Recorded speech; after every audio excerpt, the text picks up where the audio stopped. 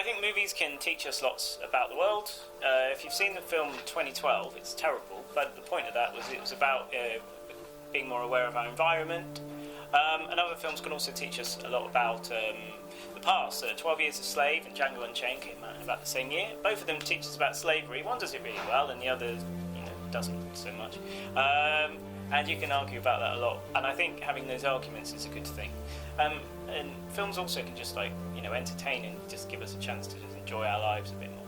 I think that it's the entertainment value, definitely. Makes a lot of money for our communities, which is always really good, and it's something that brings people together, especially in the sense of friends going to watch a film together. So yeah, that's why.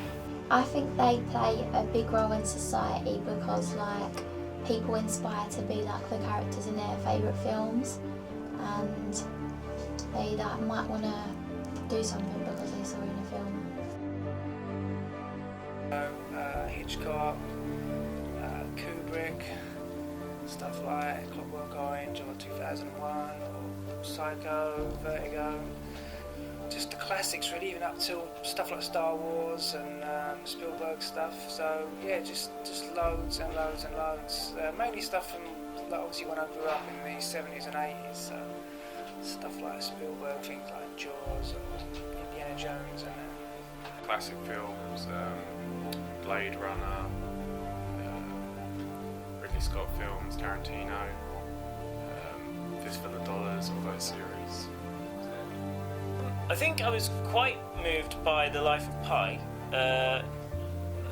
It's just pretty amazing seeing it. It was really good in 3D, but also just how when the man said, "Do you want to believe my crazy story, or do you want to just believe that there is no God and we're all going to die alone?" And I was like, "Oh God, maybe it's nicer to make these stories that make you feel passion rather than just saying, at the end of the day, you've seen your family die and then everyone dies."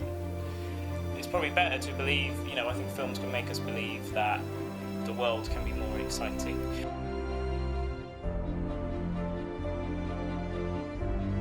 The message can be good, yeah, but I think subtlety is a good one. Something that changes halfway through and hits you at the end. That's definitely where I'd say it makes it influential.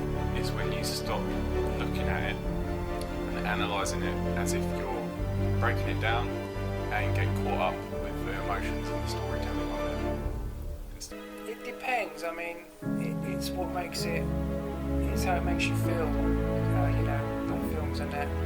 So obviously, a great film is going to be different from one person to the next. It's just purely what the film does, what the experience it takes you through, and the kind of highs and lows of the story and that. And just as long as you get involved and invested in the characters and the story, if it's working, it's working.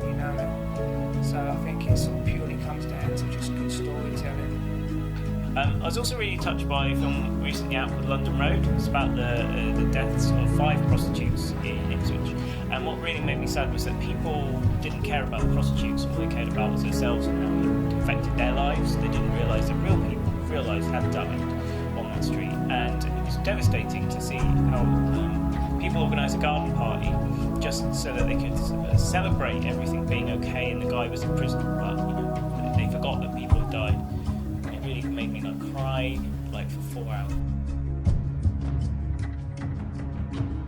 Because those are films that are directed to, they're aimed towards young people, and I think all of those people are individuals who are very strong people, and they overcome obstacles that very few people ever could, and I think that's something that could inspire younger people to want to try to overcome almost impossible obstacles. Well, I suppose we all want to be James Bond, who doesn't want to, he seems to have a massive wage, running around big cars and hotels and all the girls, beaches and everything. Fortunately though, in real life, apparently he drank so much in an afternoon he should have died from alcohol poisoning. So, the films lie to us as well, they don't just tell us the truth. And James Bond goes way too much to really actually just keep going back to work. Definitely. On-screen icons such as Katniss Everdeen and James Bond influence the youth because the characters themselves are quite close to our age, and they show things that aren't necessarily going to happen to us but can prepare us if they did. So it's a way of showing us that life isn't as bad as we think it is and that it could be a lot worse. So that's why I think they're a good influence for the youth. I think the 70s was the best decade for movies because it was a decade where directors were given a lot more artistic freedom to do whatever they wanted to do. A lot of the greatest films that have ever been made were made in the 70s, and you had all these great directors working at the same time. You had Hitchcock, Kubrick, Scorsese, Spielberg, Coppola. They were all working in the 70s and they all made some of their best movies in that period. Really liked all the big action films of the 90s. You know, things like Jurassic Park I loved. I love things like Independence Day. They're quite cheesy, but they always felt really entertaining and fun. I suppose some of the best films have probably come from like the 70s and the 80s. I think there's good films being made all the time, but if you want to know my favourite director, it's probably Pedro Almodóvar.